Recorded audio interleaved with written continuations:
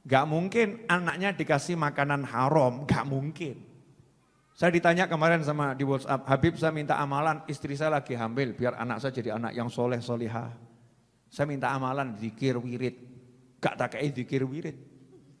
Oh ya, saya yakin dia pasti udah baca zikir-zikir wirid-wirid gitu kan ya.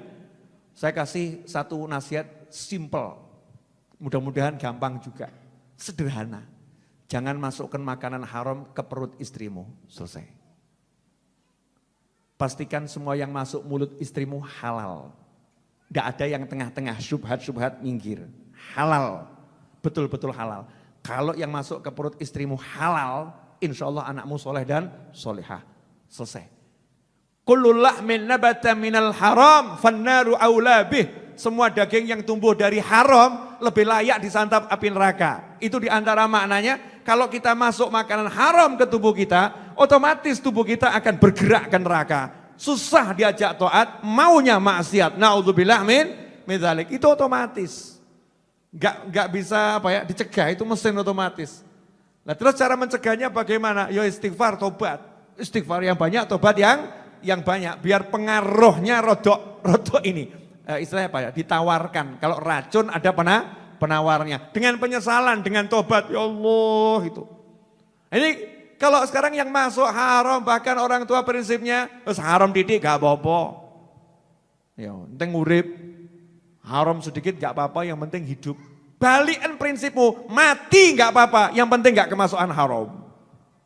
Itu akan lebih indah, wangel lebih pancen. Punya prinsip begitu memang susah, tapi kan minimal prinsip di mulut, siapa tahu nanti sampai ke dalam hati. Kalau tidak kita mulai dari mulut dulu nggak akan pernah sampai ke hati. Pokoknya saya mau cari yang halal, dipecat dari perusahaan nggak jadi masalah, hidup miskin nggak jadi masalah, barang miskin tenan masalah. Setelah dipecat akhirnya masalah, wah ini gara-gara saya dengarkan nasihatnya Habib Novel, hidup saya susah sekarang. Saya keluar dari kantor ini, padahal dia dengarkannya nggak sampai selesai, ya. Nah urung kuat ya, awakmu pegel ning ati sih, gitu kan ya. Hati nggak suka dulu, nanti ya susun strategi, mulai usaha yang halal, sampai bisa meninggalkan semua yang haram. Ya ada prosesnya, prosesnya. Nggak boleh kemasukan yang haram, mulutnya istri. Dikatakan ada seorang ulama, jenengan percaya boleh, nggak percaya boleh. Kalau saya percaya, karena ini ilmunya ulama. Ada seorang ulama itu, Masya Allah, kitab tuh dihafal. Bukan seperti saya dibaca, ini kitab dihafal. Kalau kita ini udah baca aja masih keliru. Udah baca masih keliru, ini dihafal. Tapi ada kalanya ulama tersebut ketika ditanya sesuatu, ada kalanya sempat berhenti sebentar, hafalannya hilang semua. Blank. Setelah itu balik lagi. Akhirnya ditanya sama teman-temannya, kami perhatikan engkau ini terkadang blank, kehilangan seperti ada di mana gitu, enggak langsung jawab, seperti orang yang hilang sesuatu itu. Ada apa? Maka dijawab, iya, ibu saya dan ayah saya menceritakan tentang saya di masa kecil. Saya di masa kecil. Orang tua saya itu, ayah saya melarang ibu saya menyerahkan saya ke pembantu, enggak boleh. Jadi harus betul-betul dipegang oleh ibu saya. Enggak boleh dikasih makan kecuali oleh ibu saya. Enggak boleh dikasih minum kecuali oleh ibu saya. Nah suatu hari ibu saya itu lengah karena ngurusin masakan atau apa. Saya nangis, ditaruh sendiri saya nangis. Pembantu saya enggak tega. Lihat saya nangis digendong. Kebetulan dia juga lagi punya ASI. Akhirnya saya disusuin pembantu saya. Sempat minum beberapa kecap, kemudian ibu saya tahu, ayah saya tahu, diambil sama ayah saya, langsung saya dimuntahkan. Jarinya ayah saya dimasukkan ke mulut saya, diloloh biar muntah-muntah. Nah itu saya muntah-muntah, ternyata bagian dari air susu itu sudah ada terlanjur nyampur sama tubuh saya. Nah saya yang blank-blank itu gara-gara pengaruh air susu pembantu saya, yang pembantu saya makanannya enggak jelas. Karena kumpul sama orang banyak makanan enggak jelas. Nah kalau ibu saya makanannya harus betul-betul halal, yang syubhat gak boleh masuk. Nah ini karena ada yang syubhat masuk ke perut saya, masih bayi, pengaruhnya sampai saya tua ini. Masya Allah. Jadi kalau jenengan gak apal ke wajar. Beb saya kok ngapalkan kok susah ya, Beb wajar, sudah toh ya. Kita ini blokos, kakek haram gitu aja. Kalau kita ini sudah kebanyakan haram, semoga ya Beb gak ada yang haram, ngaku wes lah kakek haram. Kita ini kebanyakan haram, makanya istighfarnya yang banyak. Nanti kalau kita menghibur diri, gak ada yang haram, tambah ngerti-ngerti rokok kan, naudzubillah min dzalik. Lebih baik sadar diri, banyak yang haram masuk, makanya istighfar yang banyak. Satu hari istighfar minimal 100 atau 1000 ya. Diperbanyak istighfarnya, biar apa? Sadar diri mas, wawahe dhewe kakek haram, masa gak tau istighfar sing akeh, minimal ono penawari. Minimal ono penawari, sadar diri. Ini pengaruh makanan haram masuk ke perut anak seperti itu. Makanya jadi orang tua hati-hati.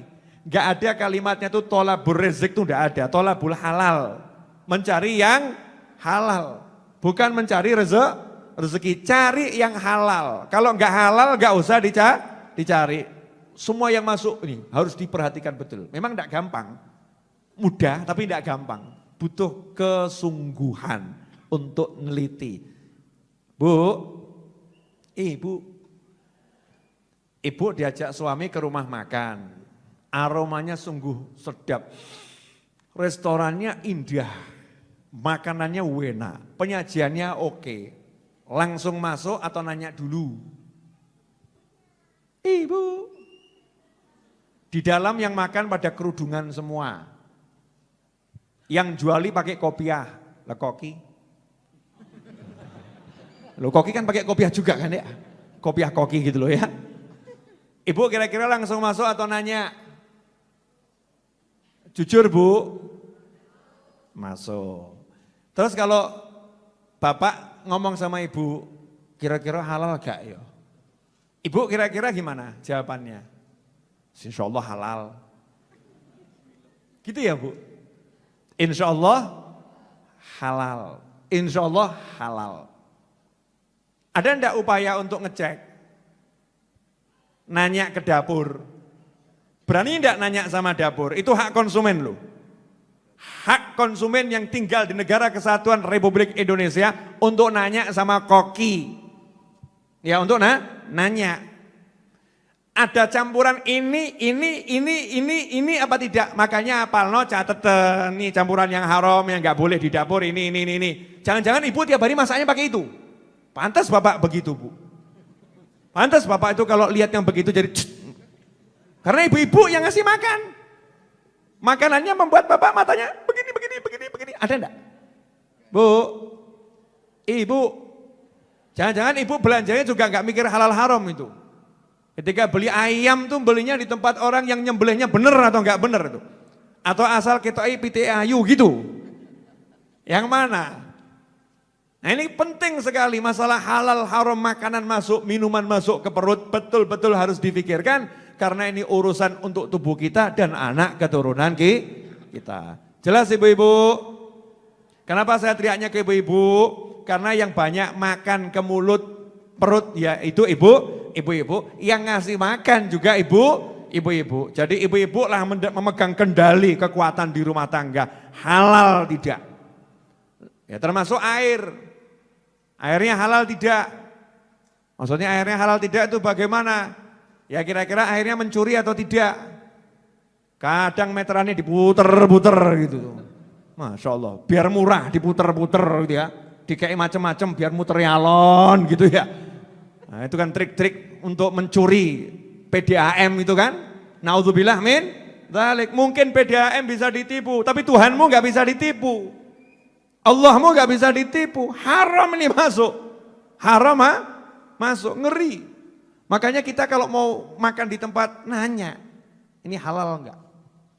Tanya. Yang seperti saya ceritakan waktu itu loh. Saya di bandara mau makan nanya, jawabannya membuat saya langsung makan. Maaf Pak. Ya sebetulnya saya udah sebel juga sih. Yang lain dipanggil Mas, saya dipanggil Pak. Apa ya kita tua banget gitu ya. Maaf Pak, saya kalau haram juga tidak mau kerja di sini. Saya cari halal. Jawabannya masnya tuh begitu, yang di dapur. Jawaban saya langsung, pesen menumu apa? Menunya apa? Bawa sini. Mantep mas, lanjutkan gitu ya, lanjutkan. Jadi dia yang dipikir cari yang halal.